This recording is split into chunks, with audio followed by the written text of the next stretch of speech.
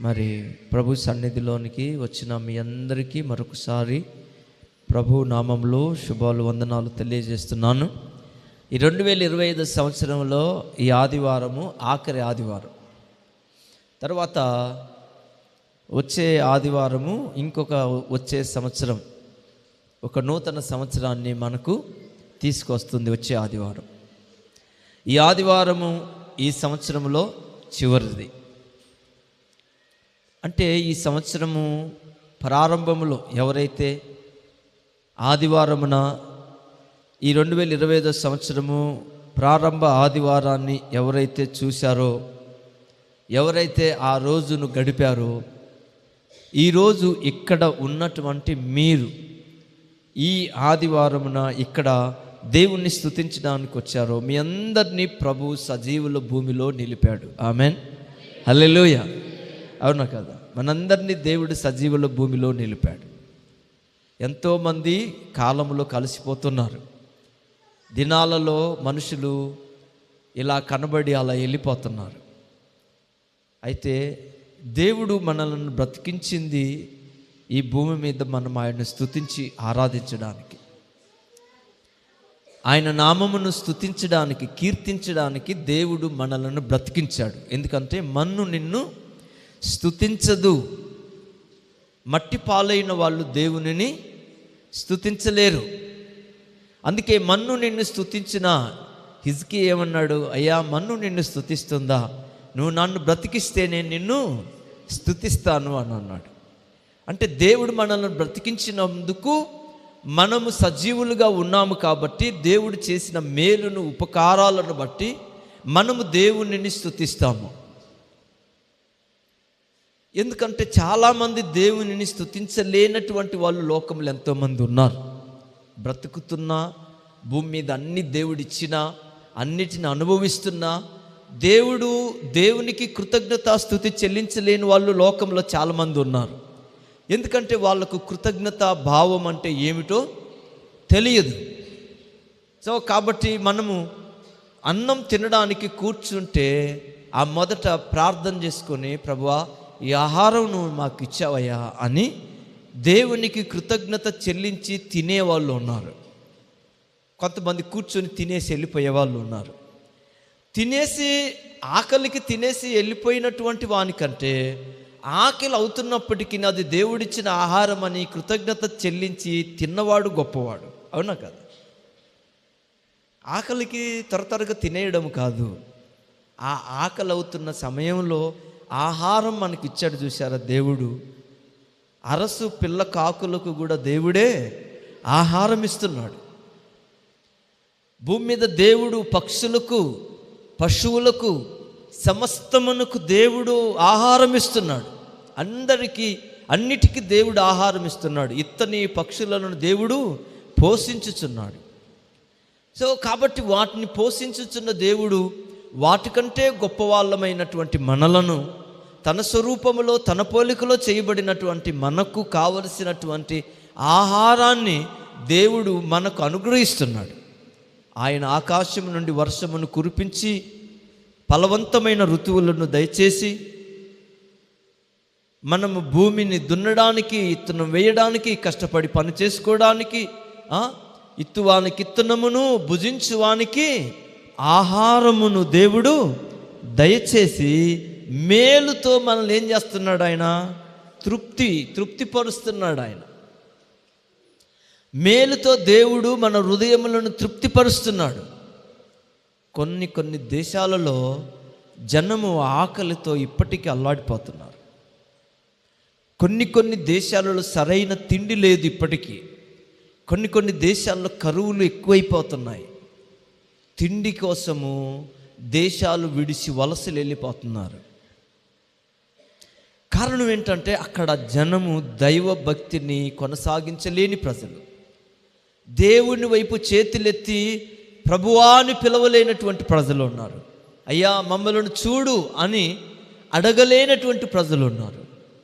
కానీ ఆయన వైపు చేతులెత్తి ప్రభువా అని పిలిస్తే ఆయన వానికి ఆహారమును, వానికి కావలసిన నీటిని, కావలసిన సమృద్ధిని ఇవ్వగలిగినటువంటి వాడు ఆయన. ఆమెన్. హల్లెలూయా. ఆయన ప్రభావము కలిగినటువంటిది, ఆకాశములో మహిమ కలిగినటువంటిది. సో అక్కడ ఆయన ఆకాశములలో దేవుడు తన మహిమను కనబరుస్తాడు. అర్థమైందా? ఆకాశములలో దేవుడు మహిమను కనబరుస్తాడు. దేవుడు భూమి మీదను ఆయన నామాన్ని ప్రభావము గలదిగా కనబరుచుకుంటాడు. సో నిజం, ఇది దేవుడు చేసే, దేవుడు ఎంత గొప్పవాడో దావీదు కీర్తనలో చెప్తున్నాడు, ఆయన తెలియజేస్తున్నాడు. ఎంత మహిమ కలిగింది. వాళ్ళు బయలుదేరి వస్తూ ఉన్నారు, అంతే. బయలుదేరి వస్తూ ఉంటే సముద్రమును దాటుకుంటూ వచ్చినారు. ఆ సంగతి యెరికోలో వినబడింది. ఆమె ఏమన్నది?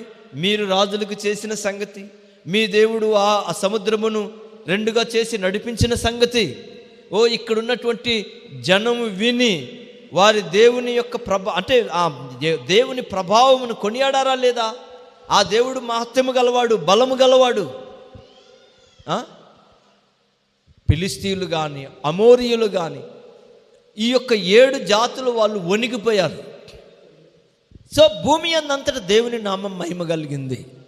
ఆకాశములో దేవుడు మహిమ కలిగిన కార్యాలను జరిగిస్తాడు ఆయన. అందుకనే యెహోవా మా ప్రభు ఆకాశములలో నీ మహిమను కనబరుస్తాడు. దేవుడు మహిమను కనబరుస్తాడు. అక్కడ కూడా ఆయన నామాన్ని గణపరుచుకునేటట్లు ఆయన కార్యాలు ఉంటాయి. అందుకే అన్నాడు, చంద్రుడా నీవు గిబియోనులోను, సూర్యుడా నీవు గిబియోనులోను, చంద్రుడా నీవు అయ్యాలోనులోను మీరు ఆగిపోవాలంటే ఆగిపోయినాయి. ఎక్కడ కనబరిచాడు ఆయన మహిమను? ఆకాశములలో కనబరిచాడు. ఆకలి కొంటే ఆకాశము నుండి మన్నాను కురిపించి వాళ్ళ ఆకలి తీర్చినాడు. సో దేవుని బిడ్డలారా, ఆయన ఆకాశములలో తన మహిమను కనబరచగలిగినటువంటి దేవుడు ఆయన కేవలం ఏదో ఈ భూమి మీద మాత్రమే ఎక్కడో అక్కడక్కడ, లేకపోతే ఈరోజు ప్రపంచమంతా, ఒకప్పుడు ఇశ్రాయేలు మధ్యలో ఆయన అక్కడే తన మహిమను కనబరిచేవాడు కాదు, ఆకాశములలో కూడా కనబరుస్తాడు. ఎందుకంటే మనము ఏ దేవునినైతే ఇప్పుడు స్తుతించి ఆరాధించుచున్నామో ఆయన భూమి ఆకాశములను సృజించిన దేవుడు, వాటికి ఆయన దేవుడై ఉన్నాడు. హల్లెలూయా. ఆకాశములో ఉన్న నక్షత్రములను ఆయనే కలుగజేశాడు, వాటికి ఆజ్ఞాపిస్తాడు, వాటిని ఆయన నడిపిస్తున్నాడు, వాటిని ఆజ్ఞాపిస్తాడు, వాటికి ఏదైనా చేయగలడు ఆయన. అలాంటి గొప్ప దేవుడు ఈ 2025 సంవత్సరం అంతట్లో మనల్ని కృప చూపుతూ, మనల్ని కనికరిస్తూ, మనల్ని ఈ ఆదివారం వరకు మనల్ని నడిపించుకుంటూ వచ్చాడు. ఆమేన్. హల్లెలూయా. రెండో విషయం ఏంటంటే, ఇక్కడ ఇంకొక మాట ఏంటంటే, ఆయన శత్రువులను పగదీర్చుకుని వారిని మాన్పివేయుటకై నీ విరోధులను బట్టి బాలుల యొక్క చంటి పిల్లల యొక్క స్థుతుల మూలమున నీవు ఒక దుర్గమును స్థాపించి ఉన్నావు. సో ఆయన ఉద్దేశం ఏంటంటే, శత్రువులను పగదీర్చుకునే వాళ్ళను మాన్పించగలిగినటువంటి దేవుడు. సో ఈ కీర్తనలో దావీదు ఏం చెప్తున్నాడంటే, ఎవరైతే శత్రువులను పగదీర్చుకోవాలనుకుంటున్నారో వారిని మాన్పిస్తాడు. ఎందుకంటే చాలామందిని మనం చూస్తుంటాం. కొంతమంది మీకు అప్పుడప్పుడు కొన్ని సాక్ష్యాలు వస్తుంటాయి. బాంబులు పట్టుకున్న చేతితో బైబిల్ పట్టుకున్న వస్తున్నారా? ఎప్పుడైనా మీరు అప్పుడప్పుడు బాంబులు పట్టుకొని శత్రువుల మీద, వాళ్ళ విరోధుల మీద గొడవలకు వెళ్ళినటువంటి వాళ్ళు వాటిని పక్కన పెట్టేసి వచ్చేసి ప్రభు దగ్గర నిలబడిపోయినారు. ప్రభు దగ్గరికి వచ్చేసి నాకు ఇంక వాటిని పట్టుకోలే, వాళ్ళు బాంబులను పట్టుకోవాలి. ఏం పట్టుకున్నారు? బైబిల్ని పట్టుకున్నారు. అంటే ఇప్పుడు ఆయన శత్రువులను పగదీర్చుకోవాలనుకుంటున్న వాళ్ళ ఆలోచనలు మార్చగలుగుతున్నాడా లేదా? మార్చాడా లేదా? సో నిజంగా ఈ భూమి మీద మామూలుగా మనం ప్రభువుని నమ్మకపోతే లోకమంతా మనకు శత్రువులే అవుతారు. ఎందుకంటే మన స్వభావం అలాంటిది. వెళ్ళేటప్పుడు ఎవరైనా ఒక మాట అంటే వాళ్ళ మీద శత్రుత్వం పెంచుకుంటాము, వచ్చేటప్పుడు ఎవరైనా ఒక మాట అంటే వాళ్ళ మీద పగ పెంచుకొని శత్రువులుగా చేసుకుంటాము. మనిషి స్వభావం ఎలాంటిదంటే, సో ఎక్కడికి వెళ్ళినా మనిషి వెంటనే వారికి విరోధులను సిద్ధం చేసుకుంటాడు. వాళ్ళకు నచ్చినట్లు ఎవరైనా నచ్చకుండా ఎవరైనా ఉంటే వెంటనే ఏం చేస్తారు చెప్పండి, వెంటనే శత్రువులుగా చేసుకుంటారు. ఆఖరికి ఇంట్లో ఉన్న వాళ్ళను కూడా శత్రువులుగా చేసుకునే వాళ్ళు ఉన్నారు. ఉన్నారా లేదా లోకంలో? అయితే మనం ఎప్పుడైతే మన రక్షణకర్త అయినటువంటి ప్రభువును మనము నమ్ముకున్నామో అప్పుడు వెంటనే మనకు అర్థమయ్యేది ఏంటంటే మనము ఎవరిని శత్రువులుగా చేసుకోకూడదు. ఎందుకనంటే నీ శత్రువులను ఏమని చెప్పింది యేసుప్రభు, ఏమన్నాడు? నీ శత్రువులను నువ్వేం చేయాలంట? నువ్వు ప్రేమించాలి. సో నీ శత్రువులను కూడా నువ్వు ప్రేమించమన్నాడు యేసుప్రభు. అందుకని ఇప్పుడు ప్రేమించాలి కనుక మన శత్రువులుగా మనం భావించుకోము. ఇంకా మనకు శత్రువు అనేవాడు ఎవరైనా ఉన్నారనంటే లేడు. మనకు శత్రువు అయిన వాడు ఎవరైనా ఉన్నాడనంటే వాడు సాతానే. వాని క్రియలు భూమి మీద ఉంటే అవి మనకు శత్రుత్వంగా ఉన్నాయి. కానీ నరులు మనకెవరు శత్రువులు కాదు. మన ఇరుగు పొరుగు వారైనా సరే వాళ్ళు మన కులం వల్ల కాదా అనేది పక్కన పెట్టేసాడు. మనకు లేదు కులము, కానీ ఇప్పుడు కులాలు ఉన్నాయి కనుక నేను ఆ మాట అంటున్నాను. వాళ్ళు ఏ కులమస్తులైనా కావచ్చు, వాళ్ళు ఎవరైనా కావచ్చు, వాళ్ళు మన పక్కున్నా సరే, మన ఇరుగు పొరుగు వాళ్ళు ఎవరైనా సరే, వాళ్ళ మీద మనకి ఎలాంటి శత్రుత్వం లేదు. ఎందుకంటే ప్రభువు మనలోనికి వచ్చి మనలో ఆయన ఈ శత్రుత్వం అనేటువంటి భావనను తొలగజేసి వారు దేవుని బిడ్డలు, వాళ్ళు కూడా దేవుని స్వరూపాలే, నీవు వాళ్ళను కూడా ప్రేమించాలి, నువ్వు వాళ్ళను కూడా గౌరవించాలి, నువ్వు వాళ్ళకు కూడా సహాయము చెయ్యాలి అన్నటువంటి మంచి మనసును ప్రభువు మనకిచ్చి మన శత్రువులు అనేవాడు మనకు లేకుండా చేశాడు. గుర్తుపెట్టుకోండి, ఎప్పుడైనా మనము శత్రువులను మనము ఎప్పుడైనా పోగు చేసుకుంటే అది మనకే నష్టం. ఎప్పుడైనా శత్రువులను ఎప్పుడు మనకు ఉంచకూడదు, శత్రుశేషం ఉండకూడదు. నీకు ఎప్పుడైనా శత్రువులుగా ఎవరిని ఉంచొద్దు. నిన్ను పిలవని వాని దగ్గరికి వెళ్ళి పిలిచి మాట్లాడి వానితో నీకున్న వైరాన్ని, వానితో నీకున్నటువంటి గొడవను, అంతటితో వానిలో ఉన్నటువంటి ఆ పగను, ఆ ద్వేషమును తొలగిపోయేటట్లుగా నీ మంచి మనసుతో ప్రేమతో పిలిచి మాట్లాడి వదిలేసే.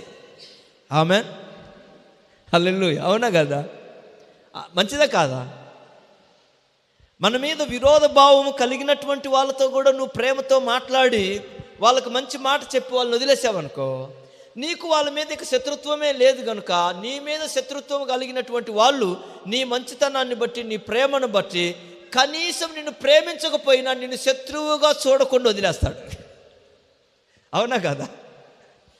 సో నిన్ను ప్రేమించకపోయినా నీ మీద ఉన్నటువంటి ఆ శత్రుత్వం, తన ఆలోచన ఏవైతే ద్వేషం ఉన్నదో వాటిని తొలగించుకుంటారు. పోతే పోయిందిలే, ఆ మనిషి చెడ్డోడు అనుకున్నాం కానీ ఏదో ఆమె మంచిదేలే, మాట్లాడి వెళ్ళిపోయింది, ఆ మంచిగానే ఉంది, అంత పని లేదు, ఆమె తంటాలు ఆమె మన పని మంది అనుకోని అంతటితో వదిలేస్తారు.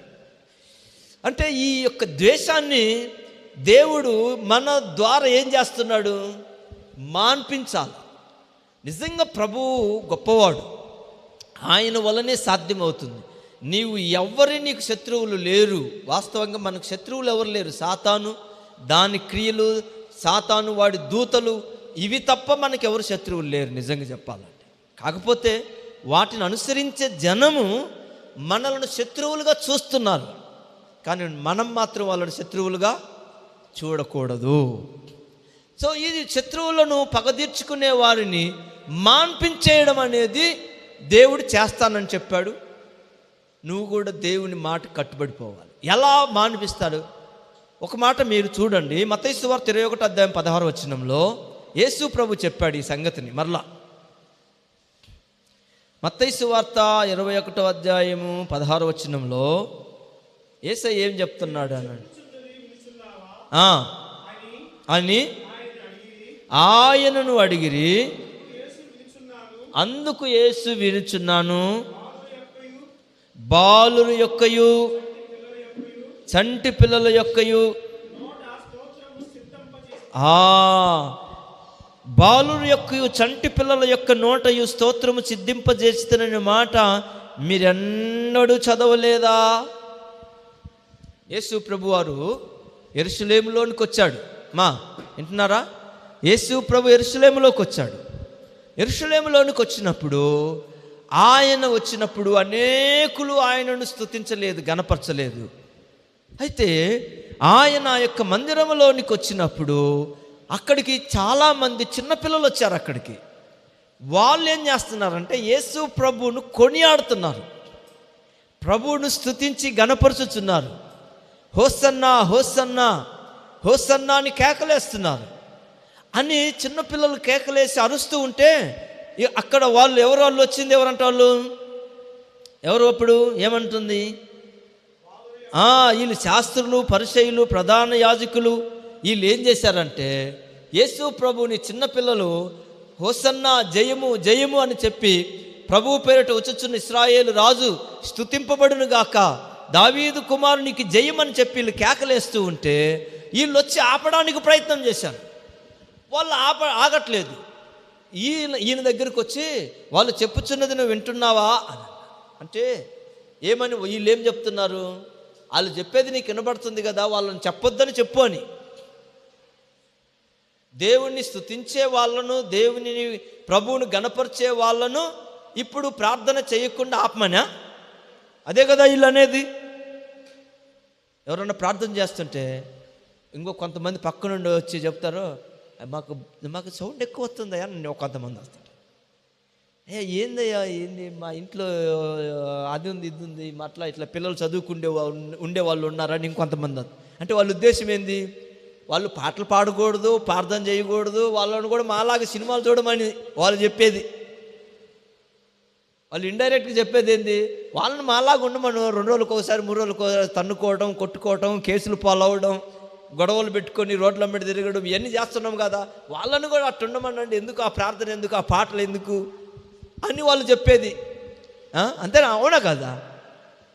అసలు విషయం ఏంది, మనము ప్రభువును స్తుతించాలి.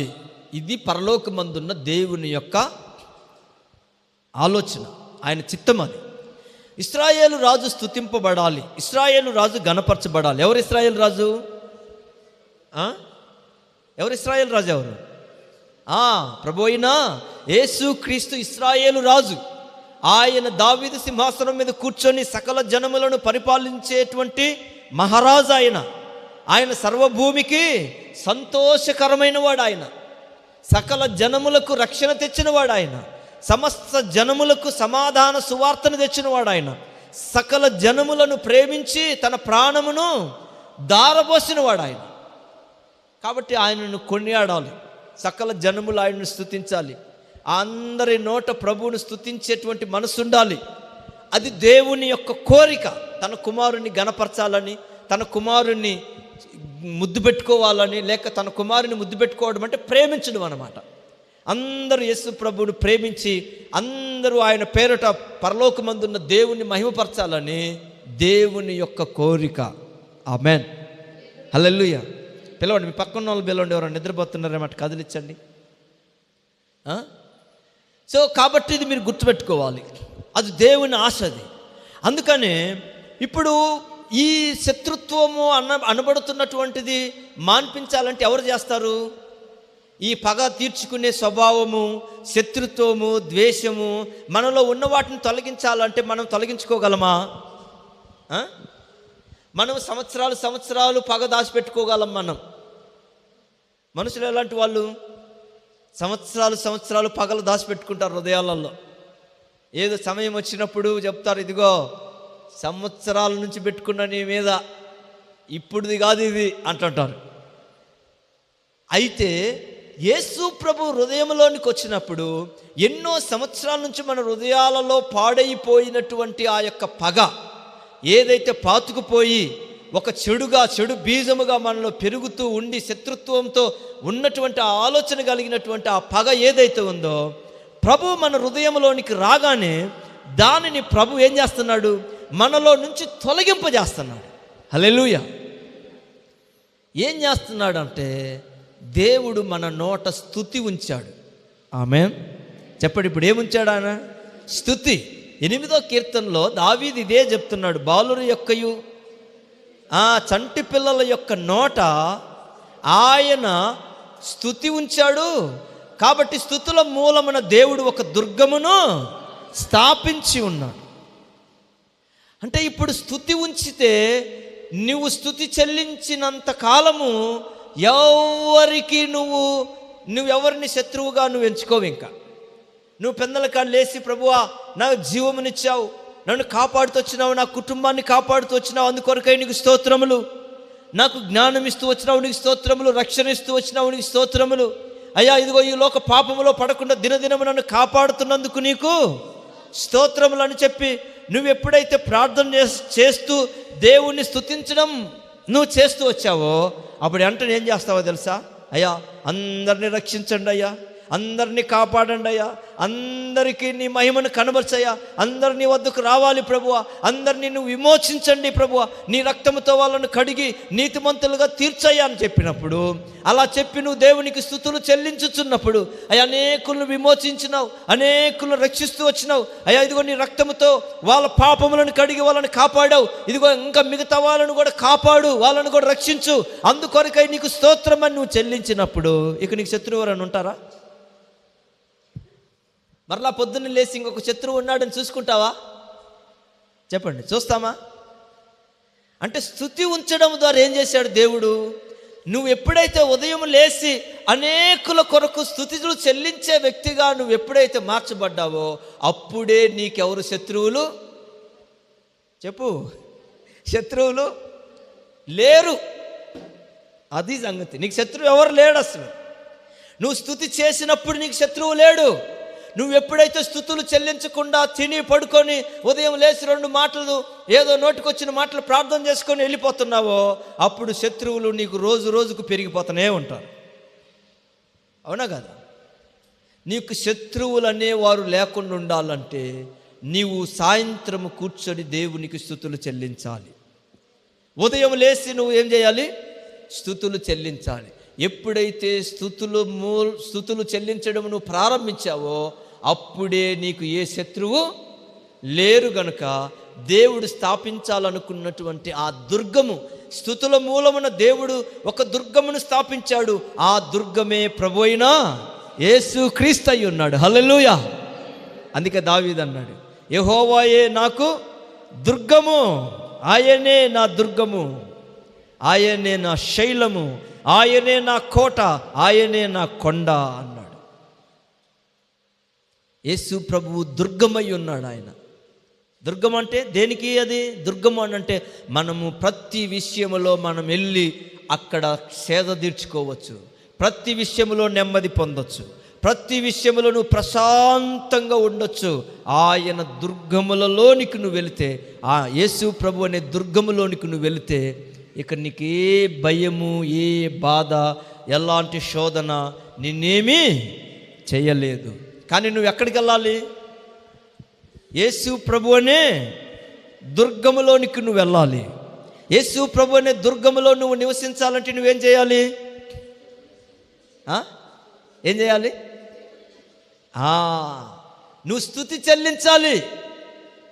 యేసు ప్రభు అనే దుర్గములో నువ్వు నివసించాలంటే, అక్కడ నువ్వు మేలు పొందుకోవాలంటే, అక్కడ నువ్వు ప్రశాంతంగా ఉండాలంటే నువ్వేం చేయాలంట? నీకు స్తుతులు ఉండాలి. అందుకనే స్తుతుల మూలమున దేవుడు ఒక దుర్గమును స్థాపించాడు. ఆ దుర్గమే ప్రభు అయిన యేసుక్రీస్తు అయి ఉన్నాడు. అందుకని నేను ఇక్కడ చెప్తున్నాడు, యేసు ప్రభు వారు. చిన్నపిల్లలు వచ్చి ఏం చేస్తున్నారు? ఇంద్రా ఏం చేస్తున్నారు? చిన్నపిల్లలు ఏం చేస్తున్నారు? హోసన్నా హోసన్నా జయము జయము, హోసన్నా జయము, ఇశ్రాయేలు రాజు స్తుతింపబడును గాక. ఇంత చిన్నపిల్లలకి ఎంత గొప్ప విలువైన ప్రవచనం అర్థమైందో మీరు చూడండి. జ్ఞానులు, శాస్త్రులు, పరిసయ్యులు, యాజకులు, ప్రధాన యాజకులు వీళ్ళకి అర్థం కాల. అందుకనే యేసు ప్రభు మత్తయి సువార్త 11వ అధ్యాయంలో ఆయన ఏమన్నాడంటే, ప్రభువా ఈ సంగతి జ్ఞానులకు నువ్వు మరుగు చేసి పసిపిల్లలకు నువ్వు దీనిని ఏం చేశాడంట? బయలుపరిచావు. ఏం చేశాడంట? పసిపిల్లలకి బయలుపరిచావు. ఎవరి పసిపిల్లలు? ఎవరి పసిపిల్లలు? ఏమీ తెలియని చేపలు పట్టుకున్న అజ్ఞానులండి పసిపిల్లలు లాంటి వాళ్ళు. వాళ్ళకి ఏం తెలియదు, ప్రవచనాలు తెలియదు.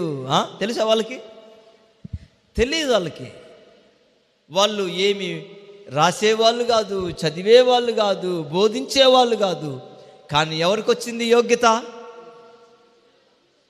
చెప్పండి, ఎవరికి వచ్చింది? అంటే చేపలు పట్టుకుండే వాళ్ళు ప్రభు నామం పేరిట మరి విశ్వాసం ఉంచి ఆయన వెంబడి వెళ్ళిపోతూ ఆయన వెంబడి వెళ్ళిపోతుంది. అసలు ఆ జ్ఞానం చూడండి. ఇదిగో ఈయన మెస్సియ గాడా, ఈయన లోకరక్షకుడు కాదా? యేసు ప్రభుని గురించి అండి వాళ్ళు చెప్పింది. ఎవరి గురించి చెప్పారు? యేసు ప్రభు గురించి. అందుకనే జ్ఞాని ఏమాయను, శాస్త్రి ఏమాయను, ఈ లోకపు తర్కవాది ఏమైపోయినాడు. జ్ఞానులు ఏమైపోయినారు? మంచి మంచి చదువులు చదువుకున్న వాళ్ళు ఏమైపోయినారు? ఏ చదువు లేకుండా, పెద్ద పెద్ద చదువులు లేవు, ఏమీ లేవండి. కానీ ఎంత బాగా పాటలు పాడతారు, ఎంత బాగా ప్రార్థనలు చేస్తారు, ఎంత చక్కగా దేవుని సన్నిధులు ఉంటారు.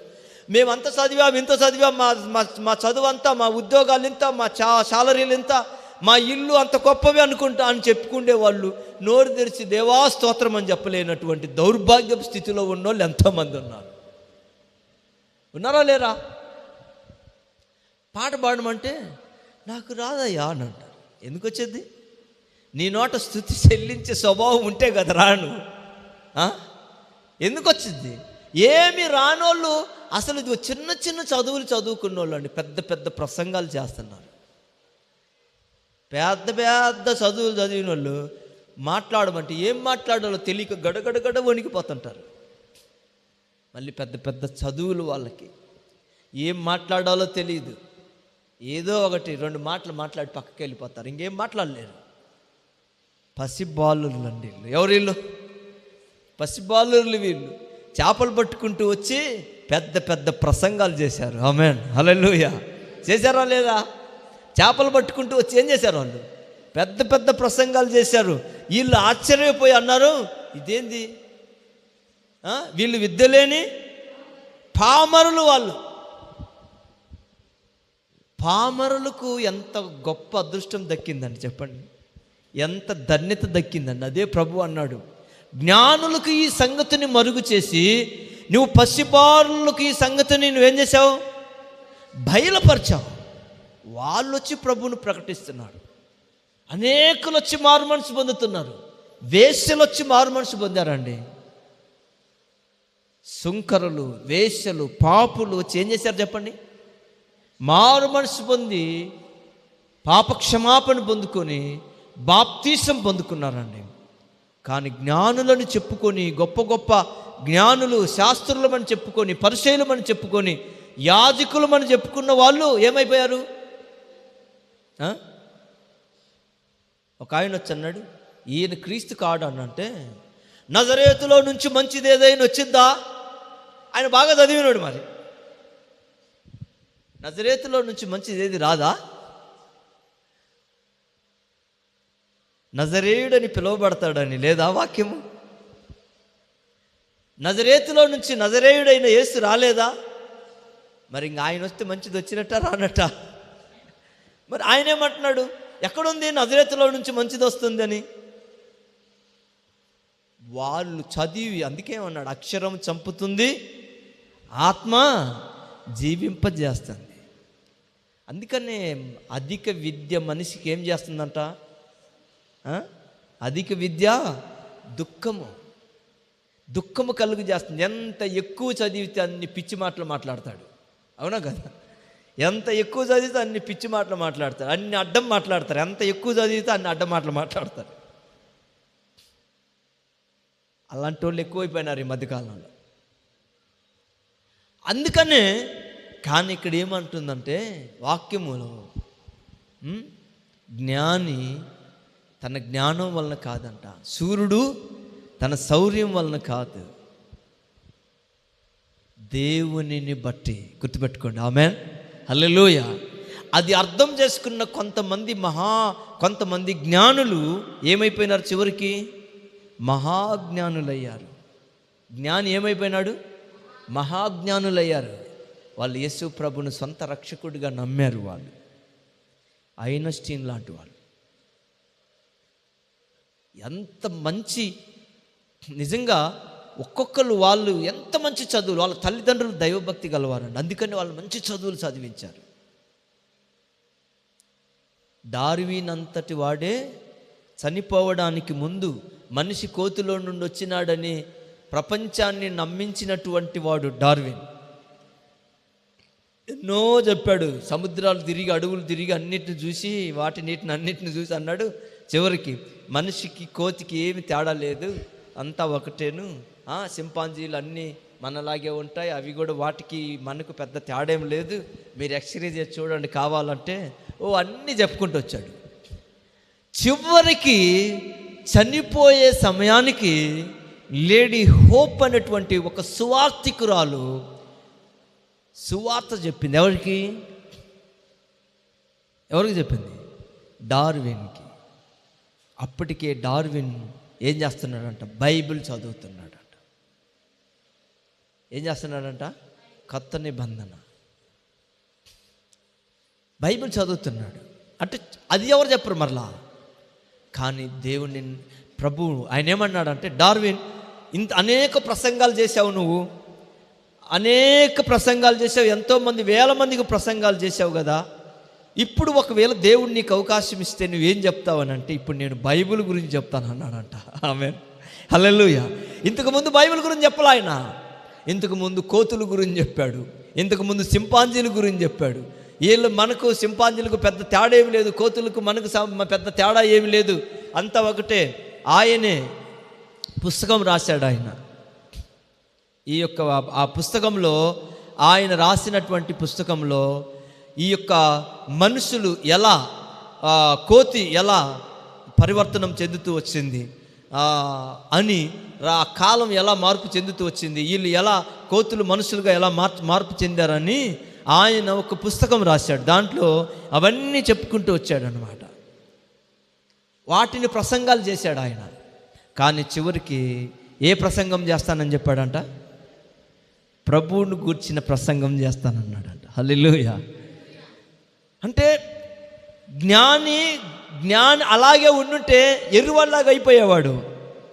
కానీ చివరికి దేవుణ్ణి, అందుకనే నేను మొన్న కూడా చెప్పాను మీకు, ఎవరు యేసు ప్రభు గురించి, ఏ వేద పండితుడైనా ఎవరైనా యేసు ప్రభు గురించి మాట్లాడితే అతడు చరిత్రలో నిలబడిపోతాడండి ఎప్పుడైనా. ఆమేన్. ఎందుకంటే ఆ నామం అంత గొప్పది, ఆ నామం అంత ప్రభావం కలిగింది. ఆ నామమును ఎవరు ఎత్తినా సరే ఇంకంతే, వాళ్ళకు తిరుగులేదు. ఇంకా అక్కడే సమాధానం వచ్చేసిద్ది. ఆ నామం ఎవరికైనా ఒక్కసారి దొరికిందంటే ఇంక వాని హృదయంలో సమాధానం వచ్చినట్లే, శాంతి వచ్చినట్లే. అందుకనే ఆయన ప్రపంచమునకు శాంతిని, సమాధానమును అందించినటువంటి వాడు ఆయన. కాబట్టి ఇక్కడ జ్ఞానులకు అర్థం కాలేదు, జ్ఞానులు మారు మనసు పొందలేదు, శాస్త్రులు మారు మనసు పొందలేదు, పరిసయ్యులు మారు మనసు పొందలేకపోయారు. యేసు ప్రభు అన్నాడు, ఎవరికి? జ్ఞానులకి సంగతిని నువ్వు మరుగు చేసి పసిబారులకి సంగతిని నువ్వు బయలుపరిచినావని చెప్పి ప్రభు అక్కడ తండ్రిని స్తుతించాడు. ఇక్కడ పిల్లలు ప్రభువును గణపరుస్తూ ఉంటే యేసు ప్రభు అన్నాడు, ఈ సంగతి బాలుర యొక్కయు చంటి పిల్లల యొక్క నోట నీవు స్తుతుల నుంచి ఒక దుర్గమును వాళ్ళ స్తుతుల ద్వారా నువ్వు ఏర్పరచుకున్నావు, దాన్ని స్థాపించుచున్నావని దావీదు ద్వారా చెప్పాడు దేవుడు. అది ఆ దుర్గమును నేనే, ఆ స్తుతులు ఇవే, ఆ స్తుతులు ఇవే. ఆ చిన్నపిల్లలు దేవుని మందిరంలోకి వచ్చి దేవుని స్తుతిస్తున్నారు. మనము చిన్నపిల్లలను దేవుని మందిరానికి తీసుకొని రమ్మంటే వాడు గొడవ చేస్తాడా, ఎందుకని తీసుకురావట్లేదంట. గొడవ ఎందుకు? నువ్వు స్తుతులు చెల్లించడం నేర్పించు, కూర్చోబెట్టు. హల్లెలూయా అని అంటే వాడు కూడా కేకేస్తాడు హల్లెలూయా అని. నేర్పించు. ఎవరు చెప్పాలి నేర్పించడం? నువ్వు నేర్పించు. నీ చిన్న పాపకు నేర్పించు. ఇంటి దగ్గర వందనాలు చెప్పేది నేర్పించు. యేసయ్యా స్తోత్రం అని చెప్పు అనేది నేర్పించు. ప్రభువా నీకు వందనాలు స్తోత్రాలు ప్రభు అనేది నేర్పించు. వాళ్ళు చర్చిలోకి వచ్చినప్పుడు కూడా వందనాలు స్తోత్రాలని కేకలేస్తారు. ఇక్కడికి వచ్చినప్పుడు ఎందుకు కేకలేస్తారు? అవును, ఇంటికాడ చెప్పకనే, ఇంటికాడ నేర్పించకనే ఆ సమస్య. నేర్పించండి. ఇక్కడికి వచ్చినప్పుడు వాళ్ళు కూడా హ్యాపీగా, చిన్నపిల్లలు చాలా సంతోషంగా, ఆనందంగా వాళ్ళు కేకలేసి ప్రభువుకి స్తోత్రాలు చెల్లిస్తారు. మనం వాళ్ళకు నేర్పించాలి, అలవాటు చేయించాలా. దేవుడు చిన్న పిల్లల నోట కూడా స్తోత్రము నుంచాడు. చిన్నపిల్లల నోట స్తోత్రం నుంచితే వాళ్ళు పెద్ద అయినప్పుడు ఆ స్తోత్ర గీతము, ఆ స్తోత్రము ఏం చేస్తుంది? వాళ్ళను ఆశీర్వాదకరంగా మారుస్తుంది. స్తోత్రములు చెల్లించేవాళ్ళు, స్తుతులు చెల్లించేవాళ్ళు మీ పిల్లలైతే, మీ పిల్లలు నిజంగా రాజకుమార్తెలు, రాజకుమారులు. మీ పిల్లలు స్తోత్రములు చెల్లించే వాళ్ళైతే మీ పిల్లలు అలాంటి వాళ్ళు అయిపోతారు.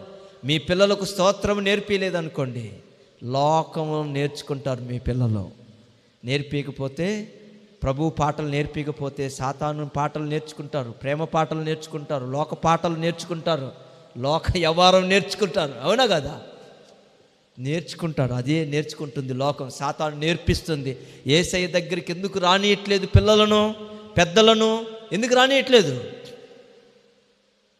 వస్తే స్తుతి నేర్చుకుంటారు, స్తోత్రం నేర్చుకుంటారు, పాట నేర్చుకుంటారు, ప్రార్థన నేర్చుకుంటారు. ఇక నా పాట పాడరు, నా మాట ఇంక వాళ్ళు ఇంక వినరు. అందుకని వాళ్ళని రానియకుండా ఏం చేస్తుంది సాతాను? ఏం చేస్తుంది? అడ్డుపడుతుంది. అడ్డుపడుతుంది సాతాను. అడ్డుపడి నీ పిల్లలను రానియకుండా ఈరోజు ప్రపంచంలో చాలామంది అలాగనే చదువులను చెప్పి పిల్లలను బడికి పంపించేస్తున్నారు. ఏం చదువులు?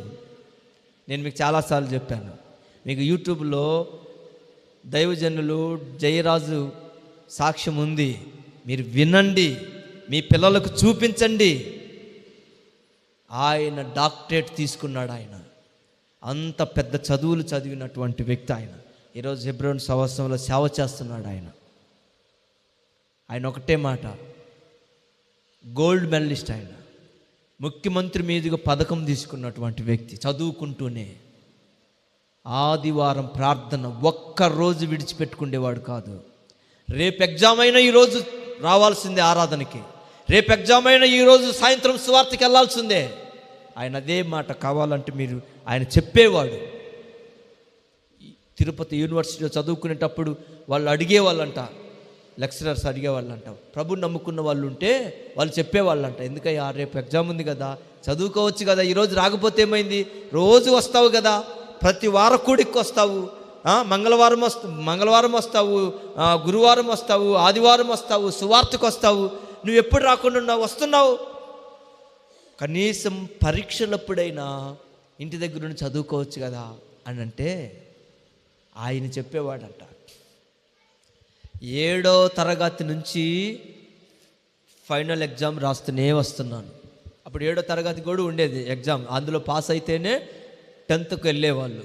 8th 7th నుంచి 7th పాస్ అయితేనే 8th 9th 10th. ఇప్పుడు ఏం చేశారంటే ఈ 7th దగ్గర కొంతమంది ఆగిపోతున్నారని దాన్ని పబ్లిక్ చేసేసారు. మామూలుగా అన్ని 6th ఎలాగో 7th అలాగే 8th అలాగే 9th, ఇంతకుముందు ఇవన్నీ ఉండేవి. చదువు కొంచెం కష్టం చేసి మంచిగా చదువుకోవాలని ఆలోచించేవాళ్ళు. ఇప్పుడు చదువు డబ్బులతో ముడిపడిందిగా, అందుకని చెప్పేసి దాన్ని తీసేశారు. అట్లా ఉంటే చాలామంది పిల్లోళ్ళు 7thలోనే పోయేవాళ్ళు. ఎందుకంటే 7thలోనే ఎగ్జామ్ ఉంటే ఫైనల్ ఎగ్జామ్ ఉండేది. ఇది దాన్ని ఇప్పుడు ఎలాగైతే 10th ఎగ్జామ్ సరైన మార్కులు, పాస్ మార్కులు లేకుండా ఎలాగైతే ఇంటర్మీడియట్లోకి వెళ్ళడానికి లేదో అలా ఉండేది. తీసేశారు. ఆయన అనేవాడు, అప్పుడే రాశాను, ఆ రోజు ప్రార్థన చేసుకుంటూ వచ్చాను, ఆ రోజు ప్రభువులో ఉంటూ వచ్చాను, అయినా ప్రభు నన్ను మంచి మార్కులతో పాస్ చేశాడు. 10th రాశాను, ఇంటర్మీడియట్ రాశాను, అన్నిట్లో ప్రభు నాకు తోడై ఉండి మంచి చదువుకోవడానికి నా ప్రభు సహాయం చేశాడు. కాబట్టి ఇప్పుడు కూడా నా ప్రభువే నాకు సహాయం చేస్తాడు. నా చదువు గురించి డోకా లేదు, నేను దాని గురించి దిగులు పన్ను, నేను భయపడ్ను. చదువుకునేటప్పుడు మంచిగా చదువుకుంటే చాలు. ఆటలాడుకోవడానికి గంటలు టైం ఇస్తారు. ఊర్లు తీసుకుపోవడానికి, ఆ ఊరు ఈ ఊరు తీసుకుపోవడానికి అక్కడిక్కడ పెళ్ళిళ్ళు అయితే తీసుకెళ్తారు, ఫంక్షన్లు అయితే తీసుకెళ్తారు, నన్ను చూడటానికి వెళ్ళడానికి తీసుకెళ్తారు. ప్రార్థన అనేటప్పటికి రేపు ప్రార్థన, ఇవాళ ప్రార్థన, రేపు ఎగ్జామ్ ఉందిలే, రేపు బడికి వెళ్ళాలి, ఇంక ఇప్పుడు రాత్రి ఏమొస్తావు. ఎవరికి? క్రైస్తవ్యం అంటే సవాలు. ఎలా ఉంటుంది చెప్పండి? క్రైస్తవ్యం అంటే సవాలు. ఈరోజు నాకు సాయంత్రం ఇంట్లో తినడానికి తిండి లేకపోయినా రేపు పొద్దున సేవకుడు ఏదన్నా చేద్దామంటే చేద్దామయ్యా, ఏం చేద్దాం కానీ అనాలి.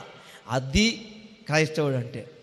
నా దగ్గర ఏమీ లేదు, నేను రేపు ఏం చేయగలను, అందుకని సరే పాస్టర్ గారు మీ ఇష్టం ఎట్టయినా చేయండి అని అంటామా?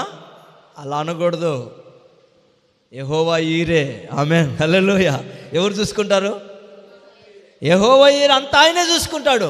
ప్రభు అన్నీ చేస్తాడు కానీ అనాలా? అది క్రైస్తవుడు అంటే. నువ్వు ఇచ్చే 100తోనో 1000తోనో అయిపోద్ది అనుకోవద్దు. అన్నీ చేసేవాడు ఆయన ఉన్నాడు. ఎటు నుంచి అయినా ఏం కావాలన్నీ ఆయన చేస్తాడు. నీ ప్రార్థన ఉంటే చాలు, అందులో నీ చెయ్యి, నీ గొంతు ప్రభువు కనబడితే చాలు, అక్కడ నువ్వు ఉండి ప్రభువును స్తుతిస్తే చాలు, మిగతా అంత ప్రభువు చూసుకుంటాడు. ఎంతసేపు ఉన్నా ఇంకొక రకంగా ఆలోచన. క్రైస్తవుడు అంటే అట్లా ఉండాలి, అలాంటి జీవితం జీవించాలి. నన్ను అడుగుతారు చాలామంది, నీకు పైనుంచి ఎన్ని డబ్బులు వస్తాయని. నీకు పైనుంచి ఎంత డబ్బు వస్తుంది, నీకు ఎవరు సపోర్ట్ ఉన్నది అని. ఒక ఆయన అన్నాడు, నువ్వు చేసే పని ఇది చాలా తేలికైన పని కాదు, మీరు తీసుకొని ఇన్స్ట్రుమెంట్స్, మీరు అన్ని చేయడం ఇది చేయడం అంటే చాలా కష్టమైంది, ఏదో మీకు చాలా పైనుంచి చాలా ఫండ్స్, మీకు పెద్ద ఫండ్ ఏదో వస్తుంది, మీరు చెప్పడం లేదు కానీ అంటున్నాడు. మీరు చెప్పడం లేదు కానీ మీకు చాలా డబ్బు వస్తుంది, మీకు పెద్ద ఫండ్ ఉన్నది ఏదో, అందుకే మీరు ఇంత ఇలా చేస్తున్నారు. మాకు చాలా పెద్ద పెద్ద సంఘాలు ఉంటేనే మేమే పోవట్లేదు, మరి మీకు నిండా 60 మందిలో 70 మంది అంటారు మీరు, మరి చిన్న చిన్న సంఘాలు అంటారు మీరు, తక్కువ మంది అంటారు, మరి మీరు ఎలా చేయగలుగుతున్నారు అని. మీరు ఎలా ఇవ్వగలుగుతున్నారు? పాస్టర్స్ మీటింగ్స్ పెడితే అక్కడ మనమే డబ్బులు ఇచ్చి వచ్చాము. ఇచ్చామా లేదా? వీళ్ళు అన్నారు, ఏందన్నా మనం ఇచ్చేది ఏందన్నారు. వాళ్ళకి మనం ఇచ్చేది ఏంటంటే, వాళ్ళు మనల్ని అడిగారు, మన దగ్గర లేవు, ప్రభు మనకి ఇస్తున్నాడు, ఇంకొకరి ద్వారా ఇచ్చేసాము వాళ్ళకి. ఆమేన్, హల్లెలూయా. ఇంకొకరి ద్వారా ఇస్తున్నాడు దేవుడు. ఏమైంది? ప్రభు పని జరగాలంతే. ఎవరో మనమేమో ఒకళ్ళ మీద ఆధారపడటంలా ప్రభు సహాయం చేస్తాడు. మనం ప్రభు బిడ్డలం. నువ్వు ఇచ్చావు, మేము 10 మందిని తిన్నాం. ఈ 10 మందికి నువ్వు అన్నం పెట్టినట్టే కదా. నువ్వు ఇస్తే నువ్వు 10 మందికి అన్నం పెట్టినట్టే కదా. అందులో నీ హస్తం ఉన్నదా లేదా? అది నా ద్వారా పెట్టించిన, నీ ద్వారా జరిగిచ్చాడుగా దేవుడు. జరిగించాడా లేదా? అది అక్కడే ప్రభు కార్యం జరిగిస్తున్నాడు. అందులో నీ హస్తం ఉంది, నీ ఫలం ఉంది. అందుకని దేవుని బిడ్డలు మనం ఎవ్వరము దేవుని పని అంటే, నువ్వు 10 మందికి భోజనం పెడుతున్నావు అంతే, నువ్వు కొంతమందికి సహకరిస్తున్నావు అంతే, అది దేవునికి ఇచ్చేసావు, దేవుని పేరిట వెళ్ళిపోతుంది. అది ఎటు వెళ్ళిపోతుందో, ఎక్కడ ఖర్చు అవుతుందో మనకు తెలియదు, కానీ ప్రభు పేరిట అయిపోతుంది. అవునా కదా? ఎక్కడికైనా వెళ్ళాలంటే ప్రతి దానికి ప్రతి అవసరాలు ఉంటాయి. ఇవన్నీ ప్రభు ద్వారా ప్రభు తీరుస్తున్నాడు. ఎలా? మన ద్వారా. ఒకసారి తిదువరాల ద్వారా తీర్చలేదా ఆకలి? ఏలియా ఆకలి 3 సంవత్సరాలు 6 నెలలు ఆమె కాడ ఏముంది? అంతే. మనం ముందుకు అడిగేసి వెళ్తుంటే ప్రభు అన్నీ చూసుకుంటాడు. దయచేసి కాబట్టి మనందరము హృదయపూర్వకంగా ప్రభు సన్నిధానంలో మీరు మనస్ఫూర్తిగా దేవుణ్ణి స్తుతించండి, ఆరాధించండి. ఈ సంవత్సరం అంతా ప్రభు కాపాడి ఈ ఆఖరి ఆదివారంలోకి ఆరాధనలోకి తీసుకొచ్చాడు. ముందు రోజుల్లో కూడా దేవుని పనికి ఏ పనిని అడ్డం పెట్టుకోవద్దు. ఏం పర్లే, ప్రభు మీకు ఇస్తాడు, ఇచ్చిందంతా సంతోషంగా ఉంటారు. ఆయన మంచి ఆరోగ్యం ఇస్తాడు, ఆయన మంచి ఆయుష్ ఇస్తాడు. వేలు సంపాదించుకొని డబ్బులన్నీ హాస్పిటల్లో పోసుకోవటం కంటే దేవుడు నీకు మంచి ఆరోగ్యం ఇస్తే ప్రశాంతంగా ఇంటికాడు ఉంటా చాలదా? ఒక పూట ఇంటికాడు ఉండి దేవుడిని స్తుతించు. మంచి ఆరోగ్యం ఇచ్చాడు, ప్రభువుని గణపరచు. ఏం కాదు, అలా ప్రభువుని స్తుతించుకో. ప్రభు పనిలో పాలుభాగస్తుడిగా ఉండు. ఇంకా నిన్ను చూసి ఇంకొక మనిషి ప్రభు దగ్గరికి వచ్చేటట్లుగా వాళ్ళకు సహాయపడు. అంతేగాని నమ్ముకున్న నువ్వు ఎగ్గొట్టి నీ చుట్టుపక్కల ఉన్న వాళ్ళు ఎవరన్నా ఏం తెలియని వాళ్ళని కూడా దేవుడు అంటే ఏంటో తెలియకుండా చెయ్యొద్దు. ఈ 2025 సంవత్సరంలో ప్రతి ఆదివారంలో నువ్వు ఎంతమందిని తీసుకొచ్చావు, ఎంతమందిని పిలిచావో నాకు తెలియదు. ఆదివారం వస్తుంటే నువ్వు ఎవరితో మాట్లాడుకున్నావో, మందిరానికి వెళ్ళడానికి నువ్వు ఎవరిని పిలుచుకున్నావో నాకు తెలియదు. కానీ కనీసం 2026 సంవత్సరంలోనైనా ఆదివారం వస్తుందంటే నీ వంతు బాధ్యతగా ప్రభువు కొరకు నువ్వు కష్టపడు. నీ వంతుగా పెందలకాడి రెడీ దేవుని మందిరానికి వెళ్దాం రా అని చెప్పు. నువ్వు ఆలస్యం చేసుకోవద్దు. ఆదివారం ప్రార్థనకు నువ్వు ఆలస్యం చేసుకొని నిన్ను చూసి ఇంకొకరు ఆలస్యం చేసుకునేటట్టు 2026 సంవత్సరంలోనికి అలాంటి పనులు చేయొద్దు. సో అలాంటి పనులు నువ్వు చేసుకొని ఇంకా నువ్వు భక్తిలో మార్పు లేని వ్యక్తిగా కనబడవద్దు. సో ఒక ప్రత్యేకించబడిన వ్యక్తిగా మార్పు చెందు. నిన్ను చూసి ఇంకొక మనిషి వస్తాడు. నువ్వు 10 గంటలకు, నేను ఇప్పుడు అన్నోళ్ళు నందిపాల నుంచి వస్తారు, వాళ్ళు కరెక్ట్ 10 గంటలకు వచ్చేస్తుంటారు. సో కొంతమంది 10:30 లోపు వచ్చేస్తున్నారు, కొంతమంది 11కి వస్తున్నారు, కొంతమంది 11:30కి వస్తున్నారు. అలా చేయొద్దు. 2026 సంవత్సరంలో ఆదివారమును ఒక ప్రత్యేకమైనదిగా ప్రభువును ఆరాధించే సమయముగా నువ్వు ఎంచుకొని ఆ సమయాన్ని ప్రభువు కొరకు పెందల కాడే నీ పనులు చేసుకొని కేటాయించుకో. ఏమ్మా, వింటున్నారా? చేస్తారా? ఒకసారి చేస్తామన్న వాళ్ళు చేయొద్దండి. బాగా ఎత్తాలి. మీరు అటు ఇటు కాకుండా ఎత్తుతున్నారు మీరు, అంటే మేము చేయలేమన్నట్టు, మా పని అదే అన్నట్టుగా ఉన్నట్టున్నారు. ఓకే, ఆమెన్, హల్లెలూయా.